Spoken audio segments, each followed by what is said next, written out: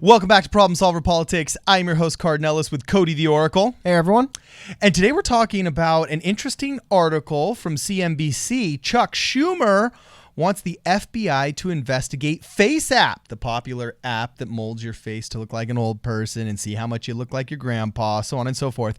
DNC warns against using it. Here's what you need to know. Cody, what's going on? I know that you told me not to get on TikTok because you're convinced that it's just a Chinese Trojan horse to be able to register all of our faces as U.S. citizens and somehow nefariously engage in biological warfare against us 20 years from now. I may be using a little bit of hyperbole there in your opinion, but you have expressed concerns not about this app specifically, but about apps like it before in private conversation. So what's going on, man? You've got this on lockdown. All right, we'll do a really quick dive through the article. A couple of bullet points. FaceApp lets users see what they look like when they're old, but people are concerned about how their picture might be used. Not really good. Senator Schumer has asked the FBI and the FTC to investigate whether pictures could be shared with foreign governments like Russia. And the DNC has warned 2020 presidential campaigns against using FaceApp. I believe they'll probably get to it later in the article. I believe it's to the point where campaign staffers should not be using FaceApp, according to Chuck Schumer and the DNC. And then it says, here's what you need to know about the FaceApp and the concerns about it right now. Everyone's talking about FaceApp, the app that can show you what you look like when you're old. People love the effects, but they're also concerned about how the Russian developer behind the app might use the pictures that are being uploaded. FaceApp originally didn't tell people it was uploading the pictures to its servers, which raised concerns, but it started to alert users on Thursday. Here's the latest on what's going on with FaceApp and what you need to know. It goes through privacy concerns. People are worried about FaceApp largely because the developer Yaroslav Goncharov is based in Russia. Then given Russians meddling in the election, yada, yada, yada. Now, here's the interesting thing. There's a Twitter user named Will Straffich who had a tweet here. He said, using a network traffic analyzer, I tried to replicate the thing people by the way, before you continue, I'm sorry to interrupt you, but can you clarify who Will is? I believe he, I'll show his Twitter account real quick. I believe he's some kind of web developer, iOS developer. If I remember correctly, he's the first one to make the Guardian iOS app that's the first firewall for iPhones, right? I believe so, yeah. So. Anyway, there's someone who's talking about. And he said that, so he used a network traffic analyzer and tried to replicate the thing people are talking about with FaceApp, allegedly uploading your full camera roll to remote servers, but I did not see the reported activity occur. There was some misinformation that it was taking all of your photos. I believe it was just taking the photos you do upload. He says, however, they do appear to upload single images in order to apply the filter server side. Well, it's not as egregious taking all of your photos. This is a not obvious thing. Now they tell you, but at the time they weren't telling you. And I'm sure many folks are not cool with that. I just want a little aside. As far as I know, anything like when you go when you upload photos to like a Facebook or anything like that, I believe they own the rights to those photos and they store them on their own servers as well. But, well, it's just like YouTube. The second anybody uploads anything to YouTube, any of that content in that video is free game. Okay, same with Facebook. You absolutely sign away all rights to any images that you post on Facebook. Now here's my quick question about all of this. I understand first off, I understand the reluctance to trust foreign developers who might want to Trojan horse you for information. For example, you guys may remember the first flashlight app got in a lot of trouble because unbeknownst to most of the millions of people that downloaded the first flashlight app, if you actually read the user agreement, you weren't just saying yes to being able to use the app as a flashlight on your iPhone before iPhone had its own internal flashlight app. You were actually also giving away your contact list to the developer, emails. Many apps will ask you, and it's just in the TOS, you click OK, and they say, cool, we have access to X, Y, and Z now on your phone. Thank you for doing that. Yeah. By TOS, you mean terms of service, correct? Yes. One thing I want to show, and because I think a lot of stuff comes to, it's like, okay, but yeah, you can go to my Facebook and download my photos, right? Like, what do you mean? Like, the fact that their photos get uploaded to a Russian server, what's the big deal? Yeah. I think, and we'll go back to the article to go through, but I believe what this is really coming from with Chuck Schumer and what they're really concerned about. I'm going to flip over something really quick. This is a video some of you guys might have seen, excuse me, that was posted, I believe, a few months ago. It's a video of Mark Zuckerberg. Okay. Play this. One man with total control of billions of people's stolen data, all their secrets, their lives, their futures. Oh, creepy. I owe it all to Spectre. Spectre showed me that whoever controls the data controls the future. Imagine this for a second. One man with total control of billions of people's stolen data, all their secrets, their lives, their futures. I owe it all to Spectre. Okay, that's Spectre Mark showed- Zuckerberg obviously never said any of that stuff. Yeah. However, there is deep faking is the word that's been used on a lot. I can pull up one of Barack Obama. Dude, the deep fake of Joe Rogan talking about The his chimps that are training really hard for his hockey team. Yeah, there's that yeah, one as that well. one was incredible. But the idea being, and I do think that people, and I'd have to imagine Chuck Schumer is of a similar level, and he's kind of drawing some dots and saying technology already exists where you could forge video and audio of someone saying something they never said. or Right at now least just selectively editing with such efficacy that it sounds unbelievably true. Yeah, at this point, like for example, Jorga, when you referenced, if you know it's AI generated, you can listen and say, yeah, it's not a real person talking. However, this is like the alpha. Like who knows what version 1.0 Yeah. is going to look like with this stuff. So I think, could be wrong here, but I believe what Chuck Schumer is kind of saying is like, hold on a minute. A country we do believe has been meddling in U.S. elections for probably 60, 70 years is now taking a bunch of photos and images of like campaign staffers and candidates for. But here's the thing that's kind of interesting and kind of, I don't want to say scary, but here's something just a random Twitter user, I believe Jeff Wells is his name, put together. Okay. And it's just a collage of various 2020 candidates face apps to look older. Kind of humorous. Joe Biden looks very old, of Yeah. course. Kamala Harris looks roughly the same. Hey, she ages gracefully. If any indication for age, Kamala will age well. Beto's going to age pretty gracefully, and Pete Buttigieg will age pretty well. So Okay. the idea being, though, that that's kind of You fascinating. mean Pete Buttigieg 20 years from now is going to look like he's 30? Yeah, he'll look 50. Yeah, exactly. But you get me, the idea being that even if you tell campaign staffers and people not to use these, the fact that anyone can just upload photos of you, they have these photos. Now, they're not personal photos. They're going to be harder to do stuff with their campaign photos and promo photos. But the other thing I want to get into really quickly, and we'll go back to what your thoughts on this are, is that FaceApp isn't alone in this. This is something you brought up before. I've been kind of talking about this for a while.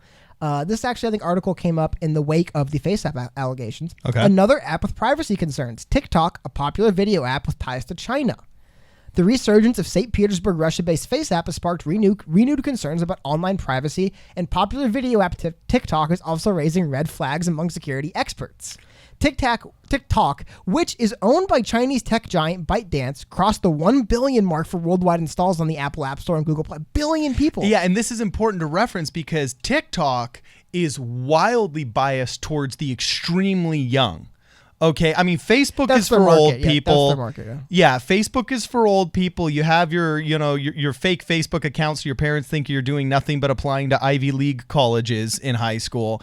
Then you got your Instagram, and then your Finsta, your fake Instagram for your real friends. You got your Snapchat for the stuff that you don't want anybody to find out until it's erased.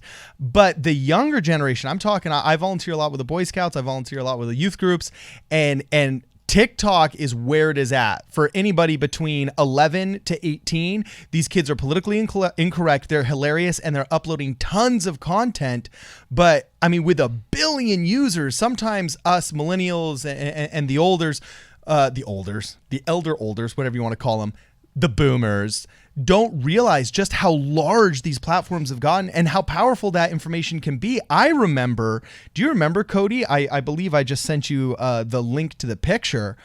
I'd forgotten until just 30 seconds ago the big scandal that we had out in, I believe it was Afghanistan, where all the Fitbits. It was giving away army base locations. Yes, I remember that one. Yeah, the Fitbits of all the U.S. soldiers just trying to, stay fit, and all of their generals gave a perfect map with geotagged locations of what time they're jogging. I mean, if you're a Taliban dude that wants to mortar effectively, all you got to do is look up the open source Fitbit information. They are willingly uploading. So I'm not a conspiracy theorist. And oftentimes, I will always choose to believe in human incompetence over humans' ability to navigate complex conspiracies. But you don't need to go too many steps down the road to see how somebody's face captured multiple times could be used for the most nefarious of circumstances. Do you know what is at the corner of Wall Street and Water and Wall in New York City? There is a patrol vehicle, okay, that's got this big disc on it, this big bulbous thing. And I talked to the NYPD officer that mans it, And it's literally just taking snapshots of everybody's face and then running them through a criminal database. So many tourists come to Wall Street, New York City, that the NYPD has agreed with the FBI to station this facial recognition device that's no bigger than my laptop on the top of one of their squad cars. And everybody that comes by, it takes a picture of their face and cross-references it with the FBI database. And I talked to the police officer manning this thing, and it was this lovely woman who said, oh yeah, all the time we'll pick people out of the crowd and say, hey, deadbeat dad that owes money, there's 2 warrants for your arrest in Illinois. Hey, guy that's, got a warrant for assault and battery and has skipped bail in Florida. Boom, you're coming with us now. I mean, that's just how law enforcement can use it. Imagine how somebody nefariously could deep fake a speech by Chuck Schumer if they had enough data on how he sounds and what words and inflection he has. They could fake a State of the Union address.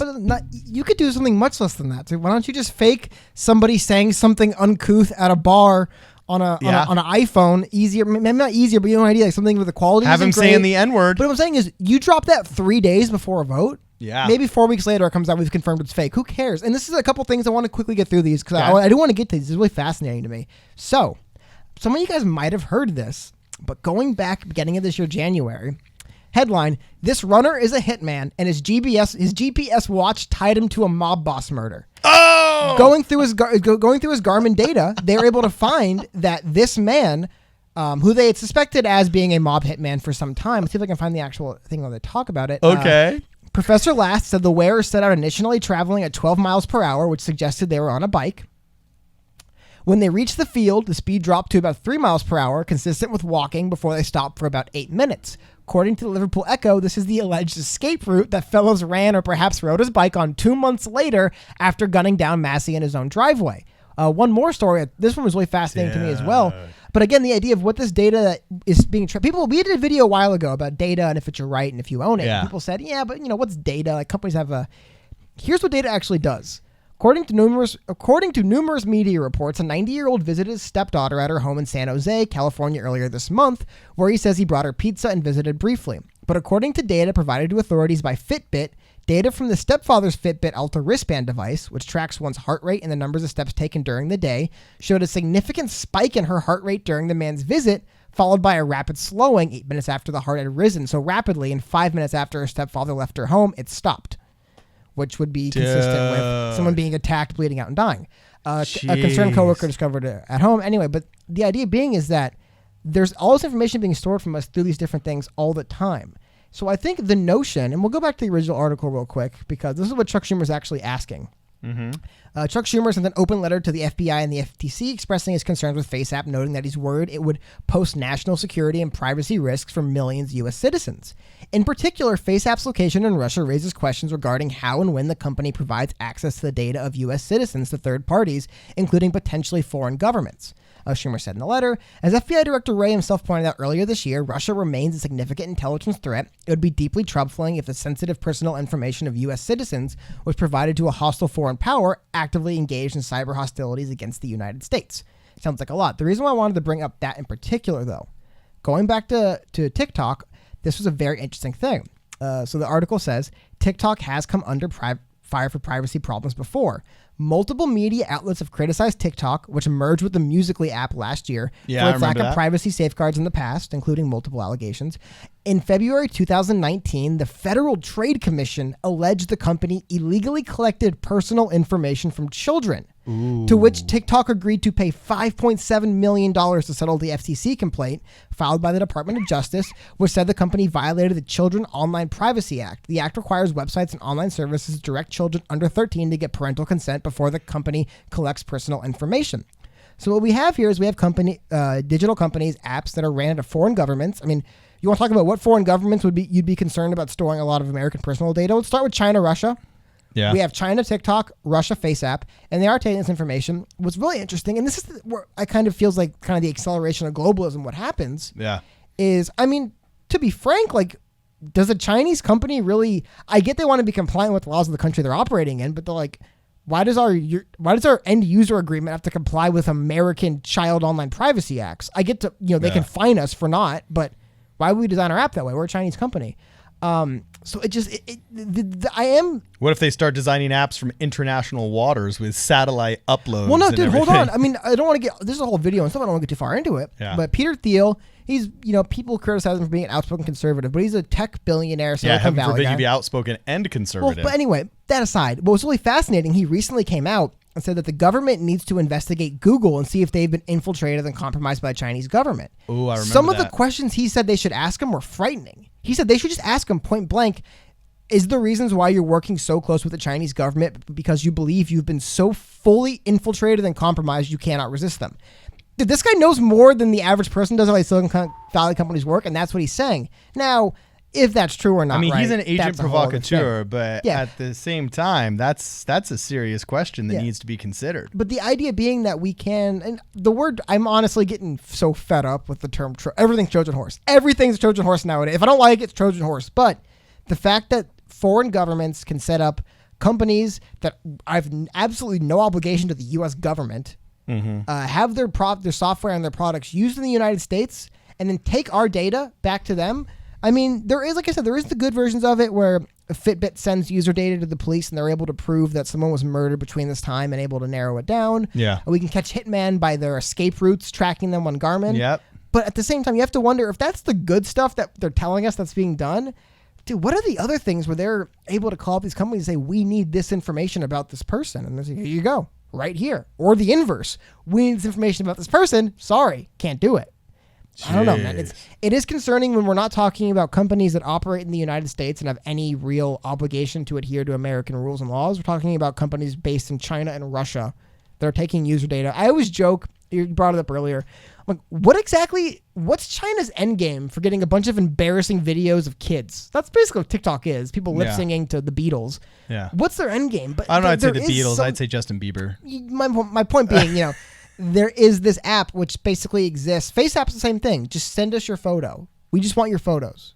Yeah, we'll do these funny little filters on them. Which, by the way, these filters look pretty good. I can't imagine technology's cheap. But it's a small price to pay to all of a sudden have unlimited facial recognition data in a world where everything is facial recognition. For example, I installed a security system in my house where it takes a picture of the person as it approaches and it recognizes you or does not recognize you, and then makes it so you can or can't alarm or disarm the system. If a nefarious person all of a sudden had enough facial recognition, they could probably fool that system. And then you have to ask yourself, how safe is my alarm system in my house? I mean, Skynet doesn't necessarily have to become self-aware and start hiring the Terminators if China wants to do it for them. Of course. Well, also the thing I think that ultimately gets the most scary is the idea that just because these companies are based in Russia and China doesn't necessarily mean they're beholden to them either. They could be beholden to nobody themselves, which is maybe they're run by the Illuminati. Not even Illuminati, just a company doing evil things to make money. Happens all the time. But this is a little bit of doom and gloom. I want to end on a high note, or not high note, something I thought's humorous. So the good news is, with all the facial recognition software, with TikTok and FaceApp, how do you protect yourself from it? There actually is one way to thwart face recognition. Ooh, do tell. And that is Juggalo makeup. For those of you unfamiliar, Juggalos, I don't want to get too far into it. There's a band called Insane Clown Posse, and their followers and their fan base and their kind of culture. I've gotten in trouble before. I liken them to kind of Deadheads, similar. Okay, yeah. Where they very much embody and they believe in the band and the stuff, and they wear this clown makeup and they call themselves Juggalos. Anyway, though, where is it? I want to find. According to Twitter user at Toconian, who figured this out, the stark black and white clown makeup favored by juggalos and juggalettes, female juggalos, makes it nearly impossible for many facial recognition systems to do their dirty work. Most facial recognition systems, reportedly including the one purchased by Ticketmaster and Live Nation last year, identify faces by comparing the eyes, nose, and chin areas of light contrast to a database of images. That doesn't work, though, if the person's eyes, nose, and chin are covered in black and white face paint, which distorts the facial features on camera, causing the technology to misidentify at least the jawline and perhaps the eye area. So when they make the 17th installment, the unwoke Terminator franchise, the next Terminator is going to have a group of survivalist insane clown posse or the people opposite. Yeah, exactly. going up against the T1 million in an epic duel to the end, dressed like clowns. You know what? That would be pretty the funny. definition of this is a clown world. Yeah, well, it would be pretty funny, the idea, and we'll wrap up here, we're getting kind of long, but the idea of like, you have this super highly advanced AI that does all these precise calculations to match your face and your distance and all that stuff, and it's like, no, he's the only one in full clown makeup. That's the one. It's like, sorry, I couldn't match the eyes to the chin. It's like, he's the only one in clown. What do you mean you can match the eyes to the chin? So I think that's so we don't know if you're extremely safe dressed as a clown or if you're extremely vulnerable, but either way, you won't be recognized facially, at least. So anyway, guys, please let us know what you thought about this video. Continue the conversation below. If you haven't subscribed, please subscribe. Share this video with your friends. It's how you beat the algorithms now. And let us know what you think. This is Problem Solver Politics.